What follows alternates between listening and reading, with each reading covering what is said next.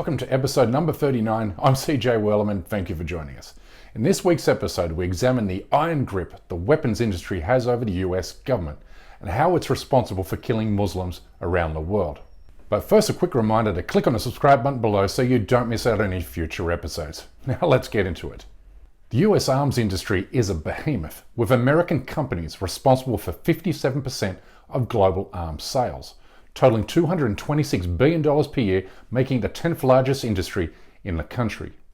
More to the point, the defense contractor industry spends tens of millions of dollars each and every year on lobbying and political donations. Which means what? It means foreign wars are sold to American politicians and voters as new products. And it's been this way for decades.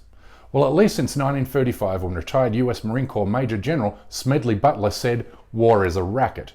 He said this, and I quote, "War is a racket, it's always been. It's possibly the oldest, easily the most profitable, and surely the most vicious. It is conducted for the benefit of the very few and at the expense of the very many. Out of war, a few people make huge fortunes." End quote. This reality was perfectly narrated in the 2016 film War Dogs, which was based on a true story. Play the clip. Now to a question that still has no clear answer. How did two 20-something young men land a $300 million Pentagon contract? I have a big idea.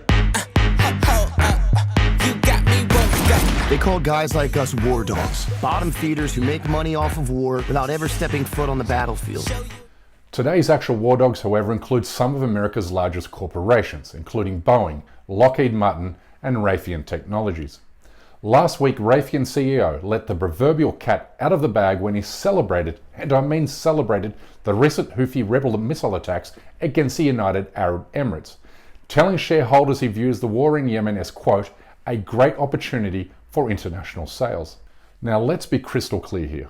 This is the chief executive officer of one of America's largest arms dealers, acknowledging war, death and destruction equals greater corporate profits.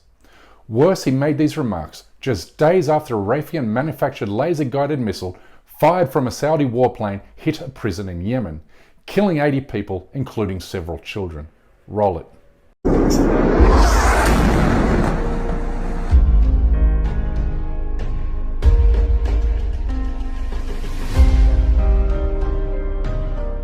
Amnesty International called this airstrike the latest piece in a wider web of evidence that the use of US manufactured weapons could amount to war crimes.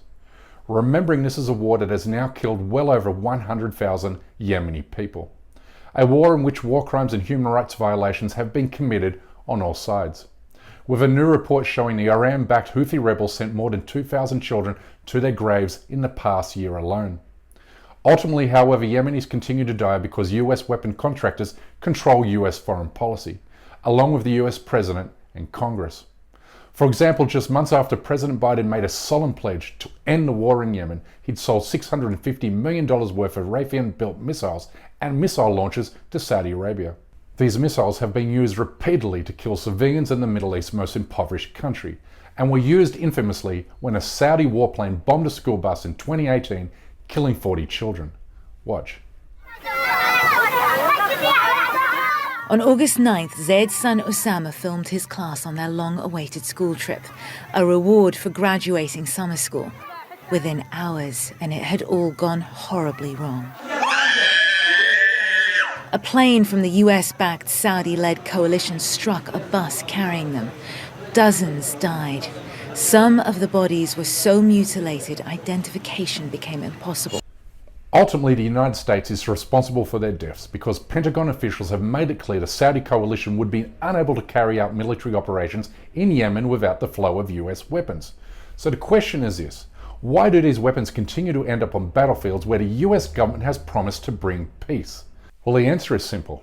It's because Raytheon, Lockheed Martin, Boeing, and 17 other defense contractor firms donated nearly $50 million to political parties and candidates during the 2020 election cycle alone, which is why 2021 was described by analysts to be a good year to be a weapons contractor, with Congress authorizing its highest level of military spending since the Second World War. Even more obscene still is the fact Congress authorized $25 billion more than the Pentagon requested, with more than half of those funds going to Raytheon and similar companies. It's no wonder then that the current times have been called the new age of the missile, with missiles made available for every purpose imaginable. Roll it. Missiles are guided rockets used in war, both defensively and offensively. There are large missiles, small missiles, missiles designed to destroy tanks, missiles designed to take out planes, and just about everything in between, including missiles designed to shoot down other missiles. And they are the number 2 defense export in the US behind aircraft. These missiles are being sold to every despot in the Middle East, with Saudi Arabia, UAE, Egypt and Israel accounting for nearly 50% of all missile and missile platform exports. Which means exactly what? It means more than 50% of US manufactured weapons are used against Muslims. And there's no sign of this trend letting up. I mean, heck, look who Biden picked to be his Secretary of Defense, a guy who still serves on the board of Raytheon and maintains financial ties to other arms contractors. And let's not forget that then candidate Biden promised no more blank checks for Trump's favorite dictator, the Egyptian president. But then once in office, he did this. Go.